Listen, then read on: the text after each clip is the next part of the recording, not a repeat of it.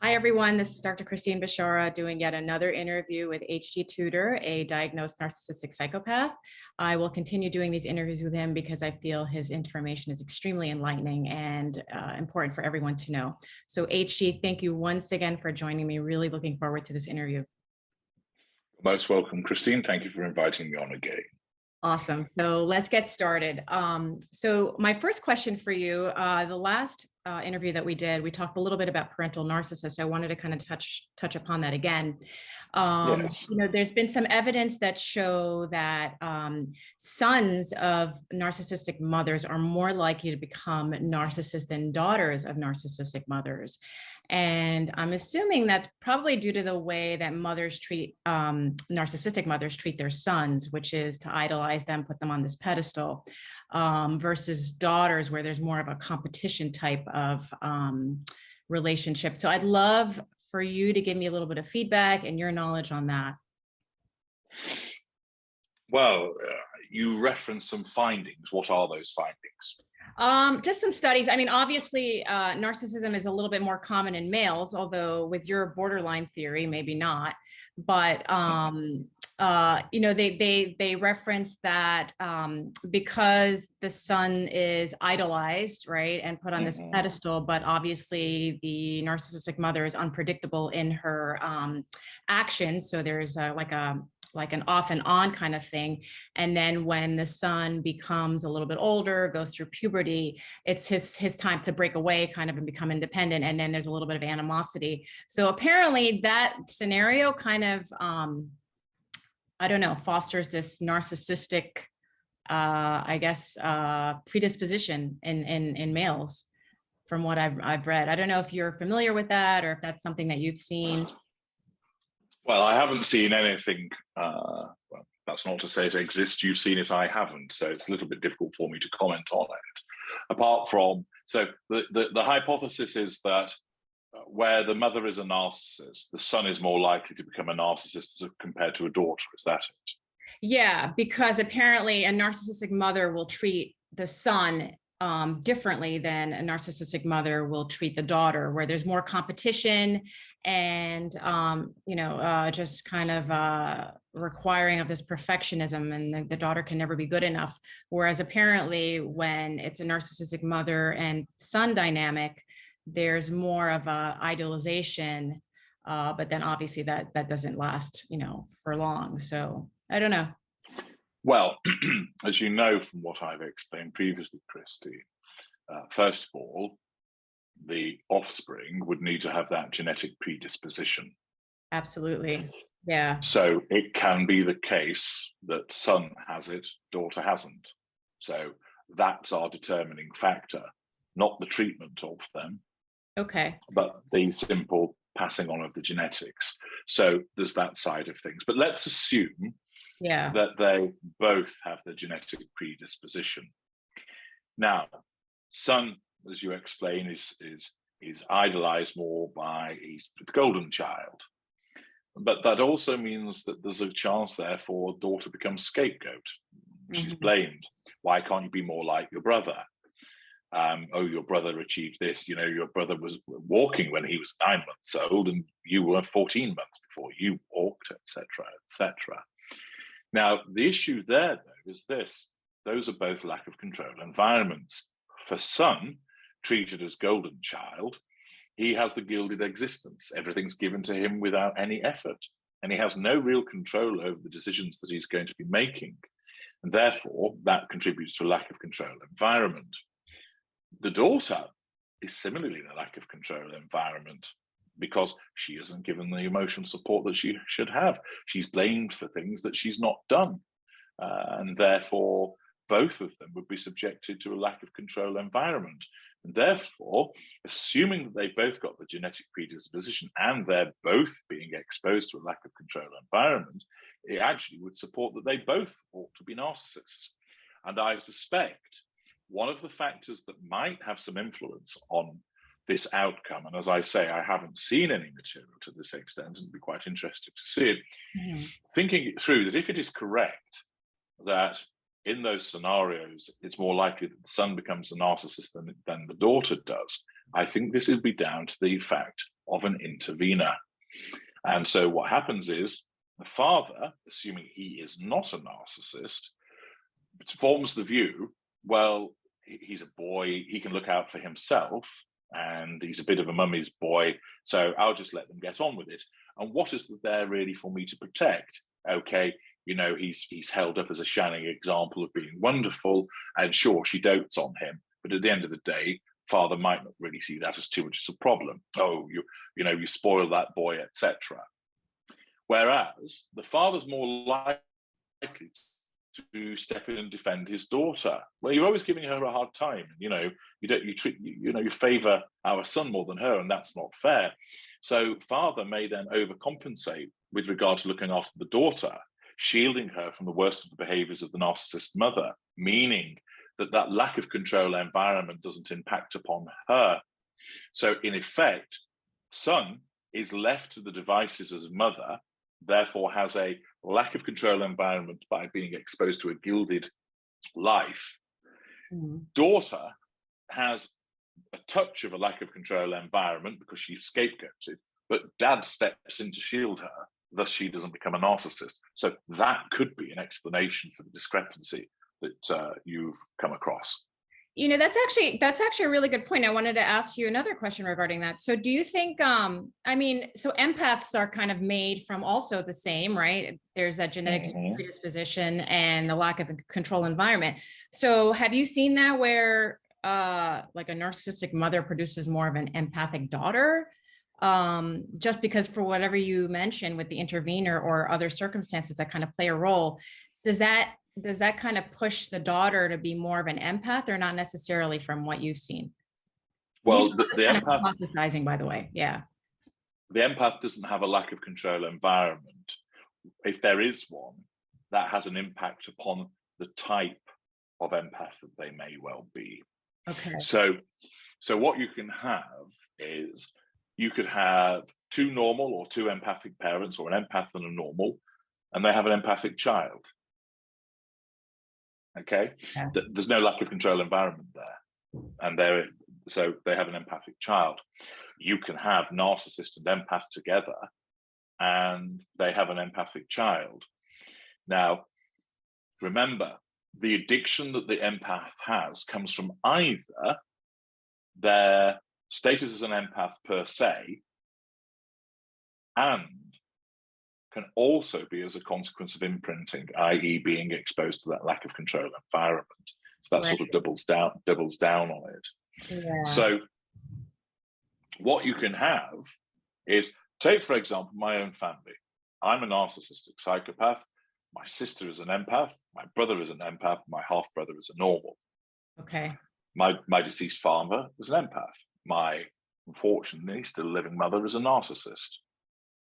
So her genetic predisposition was passed down to me, and I was subjected to a lack of control environment. Thus, I became what I became.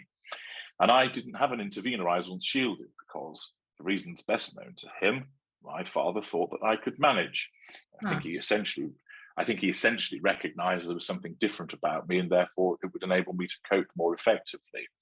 Or that he felt that because I was the elder of the three of us, the eldest of the three of us, because my half-brother, he is the eldest, but he wasn't really around the family that much. Okay. He perhaps thought that I was in a better position to sort of look after myself, and that he felt with my sister and brother being younger than me, he perhaps also, I don't know, felt that he needed to shield them more than he needed to shield me, or he just didn't have enough coping mechanisms to see to all three of us, and I lost out. And so they may well have had the genetic predisposition from my mother, but because of my father's behavior, he shielded them from the worst of the lack of control environment, and they became empaths. But they're also exposed to some of her behaviors which forged the addiction to the narcissist, or the genetic predisposition didn't hit with them and they were shielded from the lack of control environment, which meant furthermore that they obviously didn't become narcissists. So you have all of these various permutations that can occur. It's very interesting. And, you know, you being the oldest child, I was actually going to ask you that question, but you kind of, you know, touched upon it. But you being the oldest child, Is there more likelihood of a narcissistic mother putting the oldest child as the golden child and putting them on that pedestal and kind of predisposing them a little bit more to that lack of control environment? I know you mentioned your dad was an intervener, but I'm just curious if you think the role of you being the oldest and kind of being. Well, I wasn't the golden child. Okay. What I was exposed to was physical and sexual and emotional abuse, but also what I call grade B syndrome, where my mother expected great things of me. And as a consequence of that, I was always pushed, and I was never given any genuine praise for what I achieved. It was, well, so you should. That's expected of you. Okay. So no matter how much I excelled academically, at sport, at music, at my hobbies, my various interests, it was always met with never good enough, right? Yeah, never good enough. So I was never doted and praised. I know, although I never witnessed this directly, I know from what other people said that outwardly, as part of her facade, she would sing my praises because, of course, I was a little extension of her. So it was always the case of, oh, our HG scored X number of goals, or our HG came top of his class, our HG did this, our HG did that. And she triangulated other people with my success because it was her success. Right. In her world, she saw that she was the one that enabled me to do all of those things. In actual fact, it was more to do with my innate ability. And if anybody would deserve any form of credit, it would be my father rather than her, because she was a very aloof and distant parent. I think her view was that given the fact that she taught us to sit up straight at the dining table, and we knew how to use a fork and appropriate cutlery and all things like that, that was sufficient. So I wasn't a golden child internally. Externally, I was, but that wouldn't have an impact on me because I didn't actually witness it. But I think in certain instances, anecdotally, it follows that a lot of the time the eldest child may well be allocated the role of golden child. There will always be exceptions to that, but I think it's the case of that because they're special. They're the first one. They're new and exciting and shiny. Right. And I know from discussions that I've had with people who don't allocate a role at all of a golden child. But when it was, for instance, I've spoken to friends who are mothers, and they've talked about how, with their first child, it was, oh, goodness me, and getting everything right, and it was all new and exciting. Whereas when the second one, and it was that second child, was loved just as much, but they were far more relaxed about the pregnancy. They were far more relaxed about giving birth. It was like, yeah, been here, done that.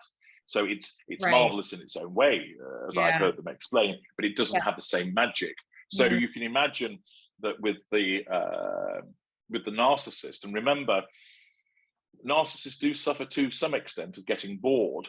And so when the first child comes along, this is new and it's shiny, it's interesting and exciting. So dote. Yeah. Then the second and the third and the fourth comes along, but I'm not really as interested in these kid things anymore. So there's a possibility that because of the status of being unique and new at that juncture, the eldest child may well become the golden child for those reasons, and the second, third, and fourth born children don't. As I say, there are differences. I know of some of that myself in other dynamics with my family and people that I know. But as a general proposition, I think that would hold up as being sensible. Yeah. You make a lot of really interesting points actually about that. And like whether or not parents are narcissists or not, there has been like proof that they say that the oldest child of a family is usually the most successful, and they attribute that to the fact that exactly what you said, they're doted on. Parents, put more effort into, whatever it is, tutoring or taking them to here and here, and then it kind of just wears off, right? So yeah, I mean, that actually makes sense. I'm curious what kind of narcissist your mom is. Is she aware? Upper mid-range. No, she's unaware. Upper range. Okay. And have you ever had the conversation with her where you try to tell her, or it goes right through? No, that's pointless. Yeah. Okay. So did your mom, I guess I'm assuming she maintained like an external facade where things look peachy keen at, outside the house and not inside? Exactly. Well, externally, we were seen as a successful family, well known in the community. Yeah. Pretty well off, one would say, wealthy. Excuse me. And she was known. She was certainly known when she was more active that you were not to get on the wrong side of her, as you would be socially frozen out. Mm-hmm. So she was known to have that side to her, but generally was seen as a very good organizer, took a keen interest in a lot of sort of community-based events, sat on committees and so forth. Yeah. Some might say busybody. And that external facade was one of success, but also doing good, but not a do-gooder, because she wasn't the type to sort of helicopter around people. So she wouldn't be there crocheting around the clock and baking until she was covered in flour. She would be telling other people to do that. So she was the commander of it all. So she would get people together and say, right, Gertrude, you're making the muffins. Florence, you're on flour arranging, so on and so forth. So you can imagine a battalion of Women's Institute members rolling out with their charitable activities, with all being orchestrated by my mother. And so it's similar with the charitable trust that she was involved in. You wouldn't find her down at the soup kitchen, but she would be the one cozying up to people at various events and sort of glad handing and saying, right now, Cedric, about that donation you're going to give us. Come on, you're not getting away from me. And she had a degree, certainly had a degree of charisma, because in her heyday, she was an attractive woman. Yeah. And so she certainly gained attention. Both she was intelligent and well-spoken, and she could handle herself in many social situations. She certainly was able to sort of carry the room when she dealt with people. So she was very effective, but as you know, it was because it was all simply about her. So it was all done to ensure that she looked good. And of course, behind closed doors, it was a completely different story. And all of these people had no idea what was going on at Chateau Tudor.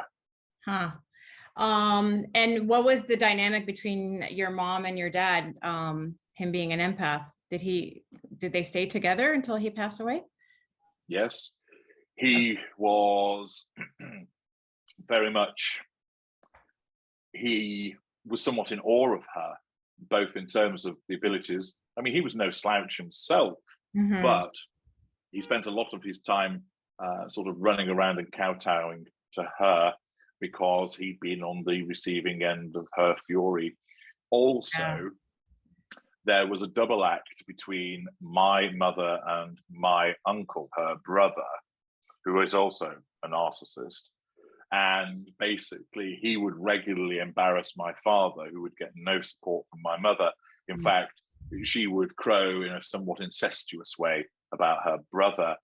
And I think with my father, he was a solid and dependable individual, clearly kind, with his emotional empathy. And he got sucked into this relationship with, if you looked at them, you would say that he was punching above his weight. And therefore, there was a bit, he was, in a sense, swept off his feet through the usual love bombing that occurs. So he thought, in a way, goodness me, I've done rather well marrying into this family. She's a looker, she's intelligent, she's articulate, she's really well connected. Right. And then, of course, bam, he was then he gets devalued. There's already a child, which he takes on. Then I come along, and thereafter he finds himself enmeshed. And of course, not really knowing what he's dealing with, he then reverts to trying to sort it out and thinking he must have done something wrong, because after all, there's this woman that's so highly thought of by everybody else. Right. Surely then it must be him that's the problem. Typical response of an empath that's affected by the manipulations and blinded by the emotional thinking.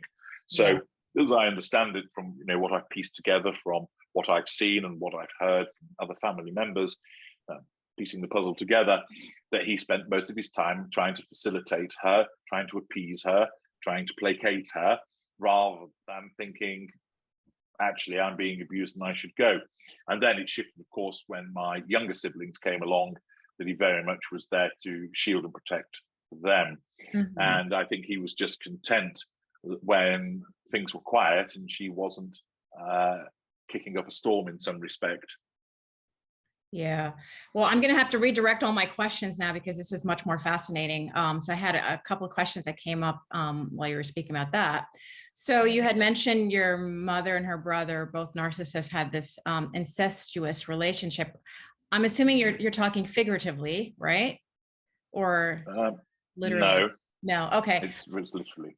Okay. Well, I'm curious because I've also noticed that like narcissistic mothers and their sons or narcissistic siblings have this odd relationship where there's like this figurative incestuous relationship. They're very enmeshed in each other's lives and get along really well. Like have you seen that? And what is that? Well, well, with the two of them, they are different types of narcissists, but of course, neither has any boundary recognition. They both function with a sense of entitlement. And there have been times where they have clashed. Yeah. So what has happened, my uncle is upper lesser type B, so he's a bully, he's brash, he's a very successful man, but he operates without any facade whatsoever.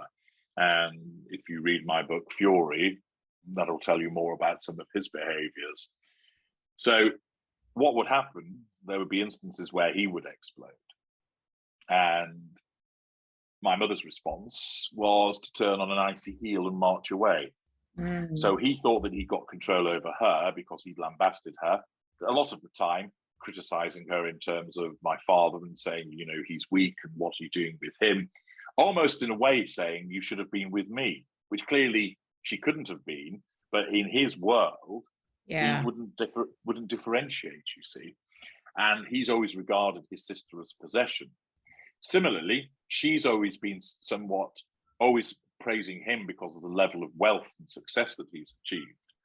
And then when he blows up like this, her reaction to it is to basically say to him, oh, he's having one of his tantrums because although he's successful, he isn't as intelligent as she is. So the way that she rationalizes it is to basically say, I'm not dealing with this. So because it's her decision not to deal with it, she then gains that sense of control through withdrawal. And she basically says, he's having one of his tantrums, I'm leaving him to it. And so she will retreat from it. But when they're together and there isn't any response of heated fury or cold fury, it's like you would, if you didn't know who they were, you would think that they were a couple. They're overly tactile. They have in-jokes between them. And the way that they go on is often they're sort of sat almost in cahoots, a conspiratorial duo discussing things. And invariably it would be the case that people who perhaps didn't know the family would be surprised to find my father suddenly appear and realize that he was married to my mother. They thought he was the help that was there waiting on, because he was scurrying around fixing drinks for people and bringing, you know, the canapes through, being barked at with orders by his brother-in-law and his wife. And so that was the way this was gone on. And it's certainly the case that there's been sexual activity between the two of them. It's fascinating. You know, that kind of also makes me wonder, so one of my other questions relating to this. So you mentioned that empaths are easier prey and narcissists seek them out as spouses or partners because of the fact that they're more able to cater to the prime aims. So, you know, now that you're speaking about your mother and her brother, I'd love for you to talk about two narcissists that are married. I mean, you would think, you know, both of them are kind of fighting for that control and they're going to get divorced pretty quickly, but that's not necessarily the case, right? Like when two narcissists get married, what's the dynamic there, number one? And also, are there specific types of narcissists that will last longer in a marriage based on, you know, the different ways that they interact? Yes. So I started a series when narcissists collide, explaining how certain types of narcissists fit together, both in terms of romantic, social, familial interactions. And it's a series that I really ought to conclude, because I get asked about the other permutations that exist. So in some instances, certain subschools will come together and it really is a collision, and it's short-lived. They basically explode and it erupts and it all ends in tears before bedtime. Is that usually two lessers? That would invariably be the case, yeah. So you would also have some which are turbulent, but enduring, but not forever. Yeah. Where you might get, for instance, a successful upper lesser type B with a mid-ranger. And utilizing the example I just gave you of my, let us assume that my uncle and my mother were a married couple, that their dynamic would be, there'd be instances where they were in cahoots against other people, but they would repeatedly clash with one another. But they'd both be able to feel that they had a sense of control, because when he erupted and she retreated, his narcissism subconsciously told him, you're in control because she ran away from you. Right. Her narcissism tells her, you chose to withdraw from this oath. You're in control. So in those instances where you might say have an upper lesser type B and upper mid-ranger, they have a shared advantage of the pursuit of success, and they're both able to achieve that, but they have a turbulent relationship, which sometimes other people would see as well. Mm-hmm. Now, so you would have that type of dynamic, and what I need to do is complete by doing the videos and blog articles, by going through all the permutations for people. But there's also something called narcissistic cementation, which I am going to be doing a video on this, so I'm not going to go into great detail about it now, because I want to save my powder in that respect. But narcissistic cementation is essentially where two narcissists come together and their narcissism recognizes that the sum of the whole is greater than the parts, i.e. that whilst there will be issues of control, that what can be achieved by the two of them sticking together is much improved. And in some instances, that will accord whereby control is given in circumstances. So, for example, let's take husband and wife, both narcissists, and she consents to him taking a mistress. So a good example of that is House of Cards. And you obviously have the American version, but it was based on the British version, which had Francis Urquhart, played by Ian Richardson. Fantastic performance. And he took under his wing Mattie Storin, a journalist. Now, Urquhart's wife knew that he was going to conduct an affair, because basically he explained to her that in order to advance his political aims and ambitions, he needed to have an on-side journalist that would write favorably, that would also smear his opponents and could provide him with information. And the most effective way of doing that would be to manipulate that journalist into doing what he wanted by virtue of fulfilling a sort of daddy role for her. And in order to maintain control over his wife, he basically explained to her that there was a way of dealing with this journalist which would necessitate him having a sexual relationship with her. And his wife, also a narcissist, recognized that the advantage to the Urquhart ambition would be to allow him to do that. And so a narcissist can have control by agreement. So her narcissism, ordinarily you think, well, if he's going to have an affair with someone outside of the marriage, that's going to stretch your control. Not if her narcissism recognizes that it would be advantageous for her to consent to it, so that then he would gain access to things which would benefit the two of them. And so in the circumstances, her narcissism dictates her, the wife, to go, well, okay, and basically don't rub my nose in it, don't get caught, don't do anything foolish. And so where she agrees that he may go and do this, that gives her a sense of control. And of course, because she has agreed that he may go and have an affair, he also has control. And those two narcissists have both got the control that they need, and their respective narcissism recognizes that it enables something bigger to be built.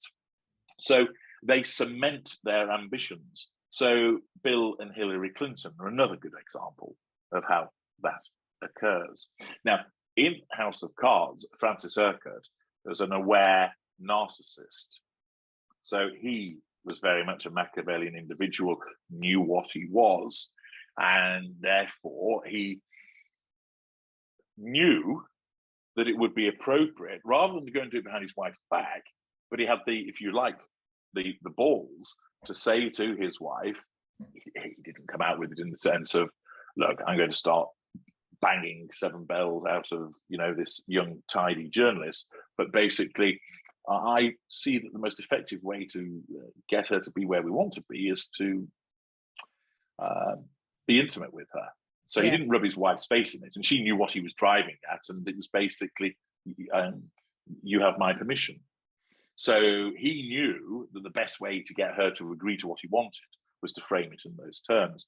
So there are instances where a relationship will endure because the narcissism recognizes that the totality of that relationship and what it will achieve is one that benefits both of them, rather than, it invariably involves an aware narcissist, because they have their eye on what the future is.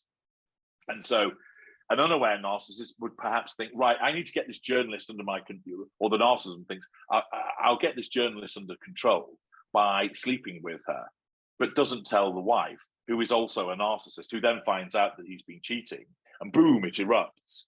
So it's invariably where the cementation takes place. You have an aware narcissist in the mix. So you do have enduring relationships between two narcissists along the lines that I've explained. It doesn't mean that it's a happy union, but they gain what they both require. They will both get fuel. They'll both get control. They'll both get character traits and residual benefits. And the, if you like, explosive aspect of the interaction between them is less likely for the reasons that I've explained.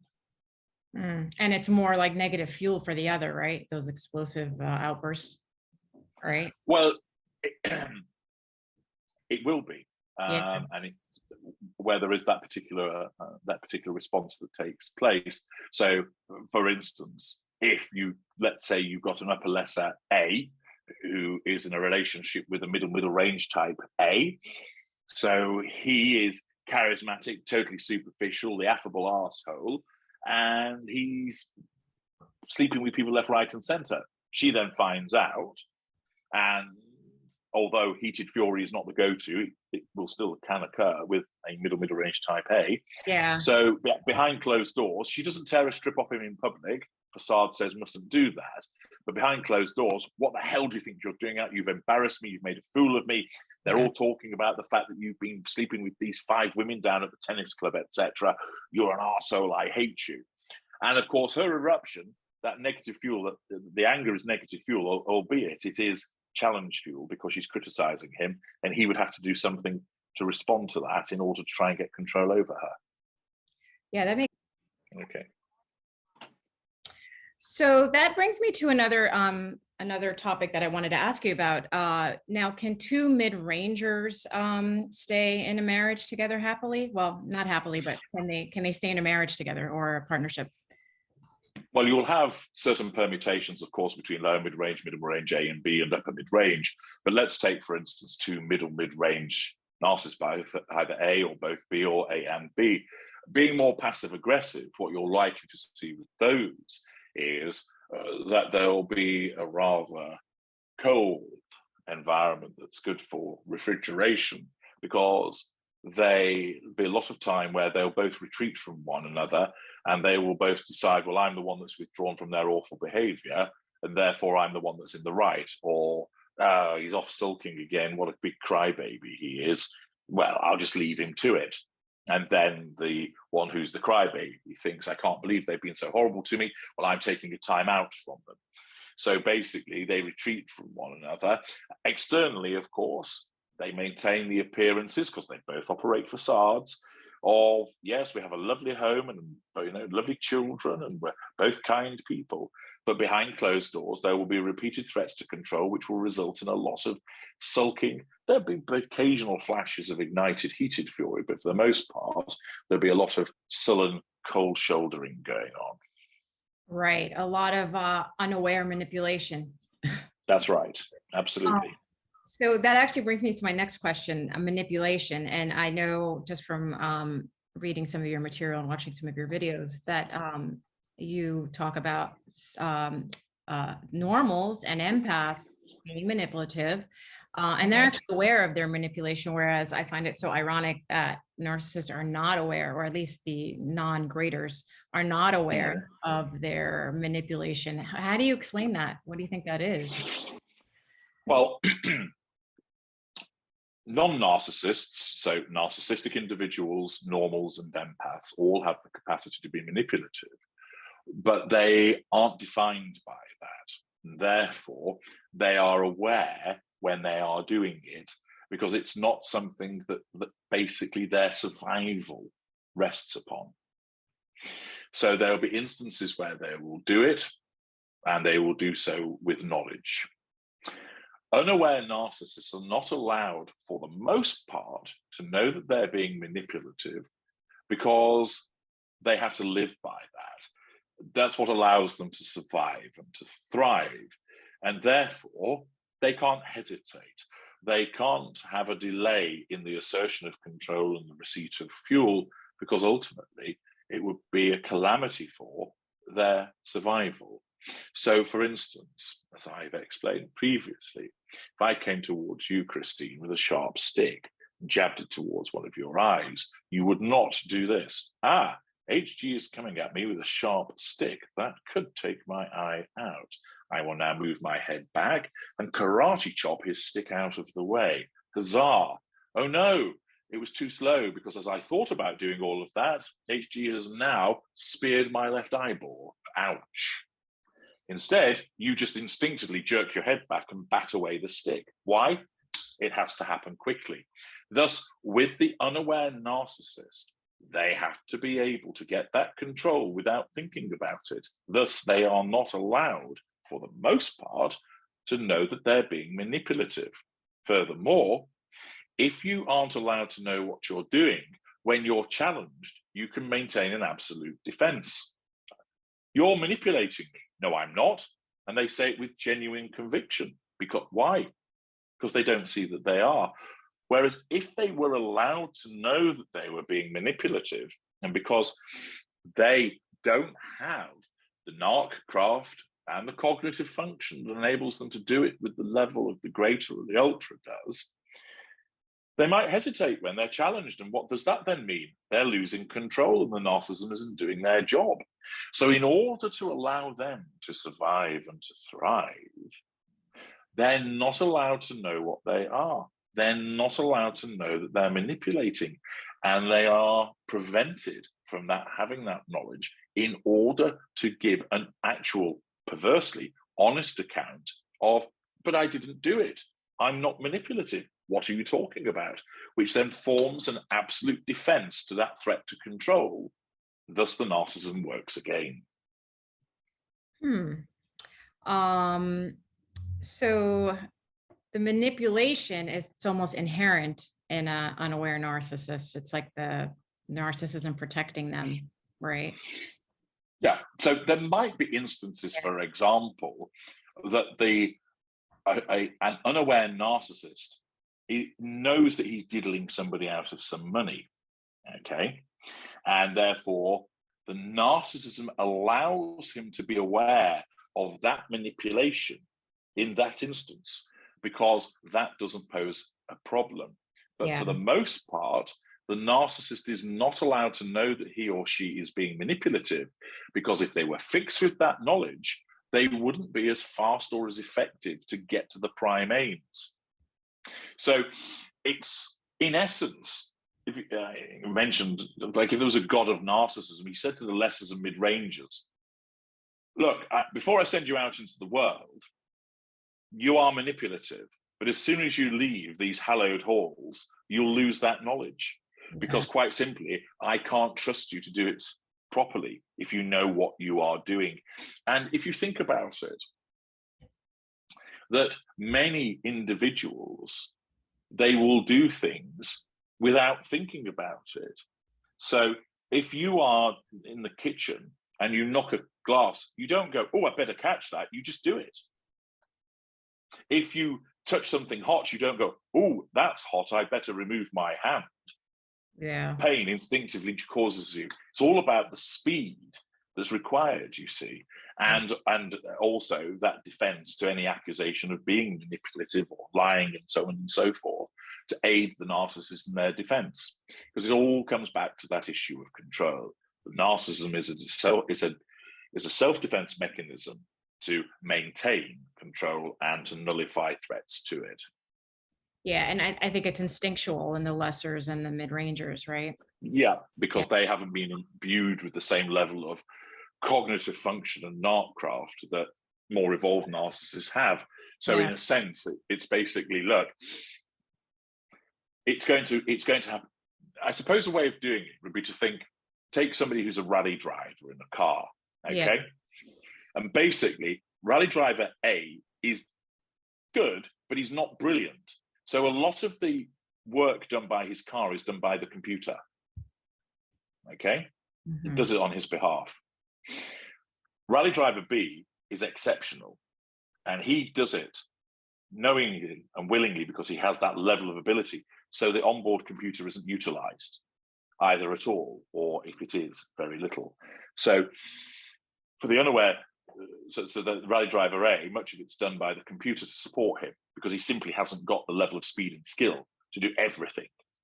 Yeah, makes sense. Whereas with the other one, he has, and therefore there is less reliance on the instinctive side of things, and it's fixed with that level of knowledge also. Are psychopaths manipulative in an aware manner? Yes. Okay, so they're different from the middles and the lessers, I guess. And yeah. Okay. Because because that's less based on control and more on a need to do things as a consequence of alleviating boredom and the infliction of misery and pain.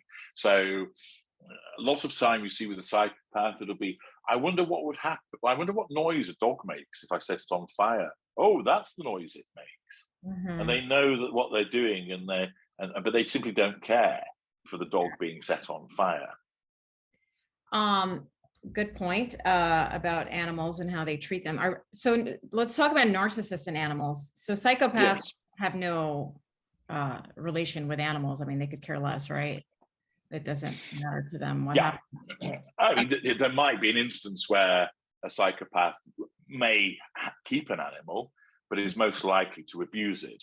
Now, with a narcissist, remember, an animal can provide fuel to a narcissist because it yelps, shows affection by licking and so forth, disgusting as that is. But the narcissist obviously love the animal because there's no emotional empathy. Some narcissists mistreat animals because there's no emotional empathy and they don't operate a facade. Others use a facade of, I look after horses, I look after my dog. And of course, an animal can be a very good way of triangulating a human being. You spend more time with Fido than you do with me. So the wife gets upset. Or, oh, you've let him muddy the carpet again. Yeah. And therefore she gets all worked up about that. So an animal is useful for triangulation. It's also a provider of fuel, and it depends upon your subschool of narcissists as to the relationship that's had there. But does a narcissist love the animal? Short answer, no. So we know narcissists need people. So if for example there's a narcissist that doesn't have any people for whatever reason, they're they're not able to go out or whatever, are they more likely to take in an animal and kind of just use them as their IPPS in a weird way? Well, I don't think they would get sufficient fuel to the level of an IPPS or a non-intimate I suppose you get some narcissists that might be engaging in sexual activity with an animal, or there would be a non-intimate part, the primary source. But the fuel provision from an animal is low. is not as substantial as that as a human being, because they can't talk. Yeah. So they will have a look in their eyes, they make a noise, and they can do certain sort of gestures, wagging a tail, or brushing, a cat brushing against the person's legs, but they can't make you a cup of tea. But they can't change the bed linen for you, those things. So the amount of fuel that an animal would provide is less. Yeah. And obviously they would fit in as a non-intimate secondary source in the fuel matrix, basically as like a friend. So their potency would be moderate, the amount would be moderate, frequency could be all the time, of course, if they're there as that faithful companion. So you might have the instances, and of course a pet's going to be easier for the most part to control. The problem with a pet is that it needs walking, and it needs feeding, and it needs toileting, and all of those types of things, and grooming. And of course there are some narcissists that won't do all of that, because that's a form of accountability, and the narcissist may well decide there's no need to do that. So that's when the animal is subjected to neglect. Okay, makes sense. I've been wanting to do a little Venn diagram with you on narcissism and psychopathy, and then a couple of other conditions that I think sometimes can mimic certain aspects or behaviors of narcissists. So maybe we should do psychopathy first, psychopaths and narcissists. Is there like that Venn diagram of similarities where they're like familiar behaviors in both? It's hard to differentiate. Well, yes, both are manipulative. There is an emptiness that is present with both. You have distinctions with regard to fear and anxiety, which are exhibited by narcissists, but not by psychopaths. Narcissists fight against their emptiness. They fight against it. It causes a problem for them, so they have to fill it up. Pure psychopaths embrace it. They are, in effect, content with it. Psychopaths can be more loners, whereas narcissists need people. So there are some similarities, and then there are also differences. Both have no emotional empathy for people. And psychopaths, you'll get some pure psychopaths that will have considerable narcissistic traits, but you wouldn't say they were narcissists. Then you get the combination of the two, which is what I am, both narcissist and psychopath. And then you get a lot which are narcissists who aren't psychopaths. Okay. Makes sense. What about like people with high functioning autism? Sometimes people can be mistaken for narcissists, I think, because even though they have empathy, they probably don't show it. Yes, I mean, I was only talking about this recently, where a lot of it comes down to there'll be singular interactions where somebody with high functioning autism will be indistinguishable from the behavior of a narcissist, because they may both be aloof, and they don't appear to they appear to sort of be indifferent to the impact that they have towards somebody else. But so both can be selfish, but the difference is somebody with high functioning autism is just clueless to it, whereas the narcissist just doesn't care.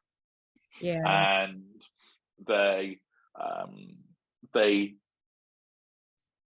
with the there are significant differences, and as I've explained previously, what is important to do is you look at the range of behaviors, and if you do that, you will then see that person A is exhibiting the behaviors of a narcissist. Person B, they look like they were, but now you can see that actually, when you see more of their behaviors, it's high functioning autism. So, for instance, whilst both needed a form of control, with somebody with high functioning autism, they need structure, they need predictability. Whereas a narcissist doesn't necessarily need that. In fact, many narcissists are unpredictable, save that they must always have that form of control. But on Monday, they could gain that control by saying that they love you and having lots of sex with you. On Tuesday, they could gain that control by beating you to a pulp.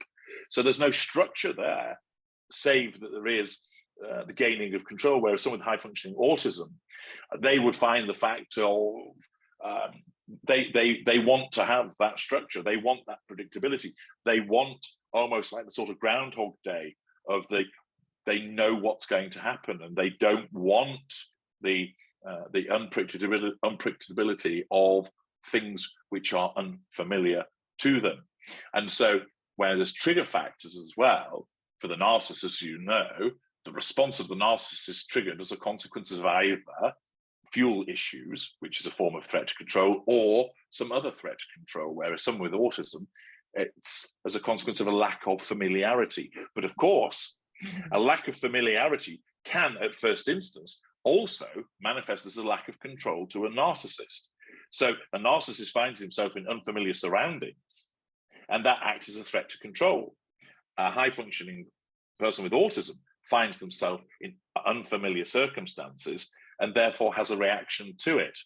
But as we get to know that person, we realize, the response of that person, because they're a narcissist, is that the lack of familiarity was actually about control, whereas with the person with high-functioning autism, that lack of familiarity was linked to a lack of structure and predictability.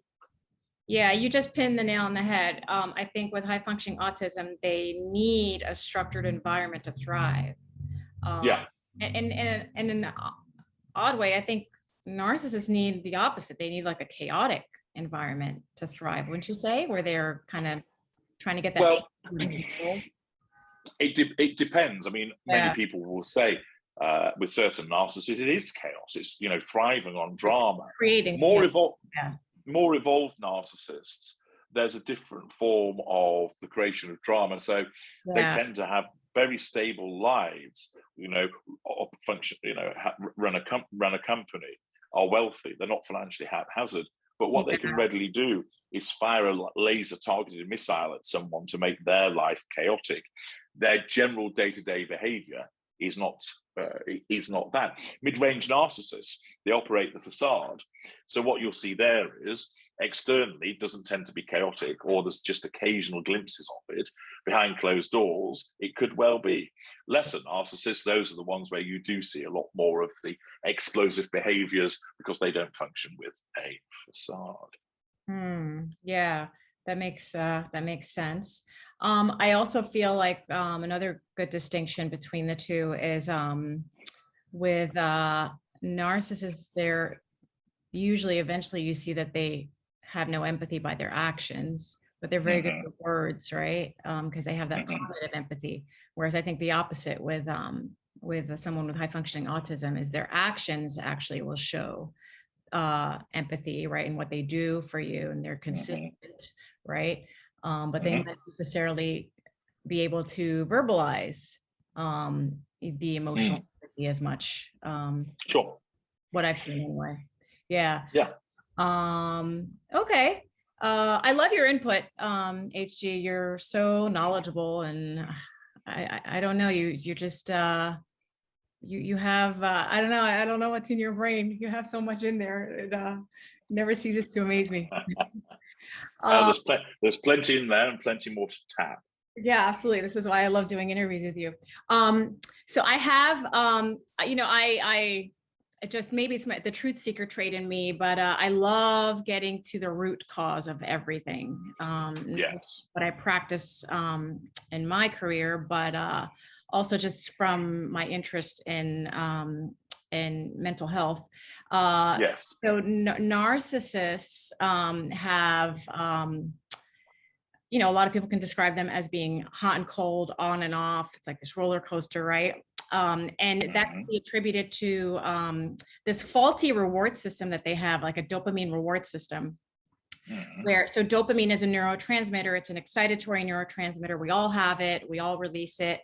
But it seems that with narcissists, there's this this problem with it where they need like a really strong peak of a dopamine surge, but then they drop really low, and then they need that dopamine surge again. So it's like that on and off that we talked about. But that on and off of dopamine, like them seeking dopamine, is kind of explains a lot of their behavior, right? So in terms of like some are more prone to having substance abuse, because utilizing those substances gives you the same thing. It gives you that dopamine surge, and then you have that drop, and then you're constantly seeking it again. Or a narcissist that cheats, for example, and is a serial cheater, it's because they get bored, right? They get that initial dopamine surge from the love bombing, and then that drops, and then they need to seek another. So I want to talk to you a little bit about love bombing. But like also future faking is kind of the same thing, right? Where you're anticipating, right? And I think narcissists actually believe it when they're future faking. I don't think they're manipulative in that. I think they actually believe it, but it's, again, the anticipation of something great happening and wonderful, that's that dopamine surge, right? Of, like a spike of dopamine, the anticipation. And then once you get something, it's not so great anymore, right? I would see there's two things at play there. So let's examine the concept of future faking. Yeah. Future faking is the use of the future to control the now. But what's the narcissist getting in the now? Well, control and fuel. So, for instance, that narcissist says to the candidate, intimate partner, secondary source, person that they're currently love bombing and who is on the fast track towards being embedded as the intimate partner primary source. You're wonderful, you're amazing, you're my soulmate. I can't wait to get married to you. The suggestion of getting married at some future point is a form of future faking. When that narcissist says it, and let's say that they are unaware, they honestly believe what they're saying. They're not going, I'm just going to say this because it sounds good. It has to come across as convincing. So the narcissism causes that narcissist to believe that they're in love with this person, they want to marry them, so that way they will, with greater conviction, express those views. And so they say, I can't wait to get married to you. So they are using a future event, marriage, to assert control over this candidate IPSS. The response of that candidate IPSS to that is, oh my, how wonderful, you want to marry me. Oh, I'm so happy, tears of joy start to fall. What is that? One, they are signaling they're under control, that prime haven has been secured. Two, they are giving a lovely blast of fuel. And the provision of that fuel will undoubtedly hit that dopamine requirement for the narcissist and make them feel the sensation that a narcissist experience when fueled.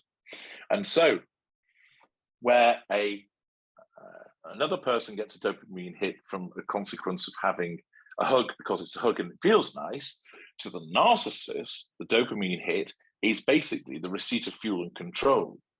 And therefore, it comes out of different needs. And what happens, of course, is that the individual who is not a narcissist keeps getting those little hits here and there because they don't need fuel and they don't need control. So if you will, the receipt of hugs is somewhat rationed, not consciously, just it happens that way. But with a narcissist, control is needed now and now and now and now and now. And the fuel requirement continues. So that means the narcissist love bombs because I need to control you and get fuel. I need to control you and I need to get fuel. I need to control you and I need to get fuel. Right. And so with that particular person at the same time, they'll be going bang, bang, bang in the dopamine reward system so that it basically becomes stale far quicker, which then means the narcissism has to think, right, where this person bores us now, i.e. the sensation of their fuel isn't as good as it once was, because that's not experiencing the same dopamine reaction. Therefore, it switches to devaluation. This person's let me down. They don't make me feel how they once did. Yeah. And therefore, they think this person doesn't love me as much as they once did because they're not making me feel good. It's their fault. Remember that the narcissist can't go, well, I guess I'm not doing enough in a relationship to keep things fresh and spicy. That'll never do, because that's a threat to control. Because that would mean that the narcissist is accountable, and accountability equates to a threat to control. So instead, what the narcissism does is basically say, subconsciously, we're not getting the same response from this person, i.e. that's the faulty dopamine reward. And therefore, because we don't feel the same about them, that must mean that they are letting us down, because it can't be our fault. It has to be their fault. And therefore, that's threatening our sense of control. So we have to nullify that threat to control by punishing this person, because you've let us down. You're not making us feel the way that we once did. Why are you being so horrible to me? Then cue, this victim cries, which signals that they're giving a sense of control to the narcissist, and it also provides an alternative form of reward. And therefore, that sensation of fuel is tasty once again, because it's a contrast to what's been going on. If you like, it kind of resets. I've done a video about this when I talk about how much we love strawberry ice cream, and we eat lots of it and lots of it and lots of it until we're sickened by it, and then all we crave is chocolate ice cream. So that's essentially how it would fit together. Yeah. Well, dopamine, like I said, it's that dopamine rush is like, it's almost like the anticipation, right? And then once you, like you said, once you've had enough strawberry ice cream, it's not that enticing anymore. But it kind of makes you, while you were talking, it makes me wonder which came first, the chicken or the egg. Does the narcissism occur that way, and then as a result there's that abnormal dopamine reward, or is there something in the structure of the brain that the dopamine surges peak and then really drop really low, and that's what causes someone to have that I guess lack of control environment to become a narcissist? Because I do think, and this, I mean, the genetic predisposition, and you mentioned this, and the lack of control environment. Well, I wonder, when a child is in that situation where they have a parent who's a narcissist, or whomever is a narcissist, and giving that almost like that indiscriminate, reward, and then taking it away, or, that hot and cold behavior, right? That's so common with parental narcissists. I wonder if that kind of just affects the brain, right? I suspect it would do, because you can envisage a scenario where either you have a narcissist that occasionally gives out a form of love. Obviously, it's not genuine. Yeah. But does so sparingly. So when that child receives it, it's beyond anything else. Yeah. Because it's so unusual for them to receive it. And then in other instances, it might almost be a kind of reverse, where they're not shown any love and they're badly treated. So in the periods of time when the parent walks past them without hitting them for once, they have a similar reaction, almost to a sort of form of relief that makes them feel good. Oh, thank gosh, they didn't hit me.